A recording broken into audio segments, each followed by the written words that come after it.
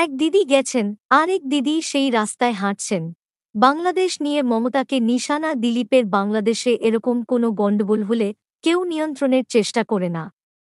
হুলিগানদের হাতে চলে যায়। বাংলাদেশ নিয়ে প্রতিক্রিয়া বিজেপি নেতা দিলীপ ঘোষের। এদিন তিনি বলেন, আমার মনে হয় কোনো ইসলামিক দেশে গণতন্ত্র সফল হয় না। ওখানকার হিন্দুদের হয়ে কেউ কথা বলছে না। এই হুলিগানরাই এখানে সিএ পাস হওয়ার পর বাড়িঘর লুট করেছিল, আগুন জ্বালিয়েছিল। এখন তৃণমূল পার্টিটাকেও দখল করে নিয়েছে। মমতা বন্দ্যোপাধ্যায় ভাবছেন এরা আমার পক্ষে আছে, তাই মুখ বন্ধ করে আছেন।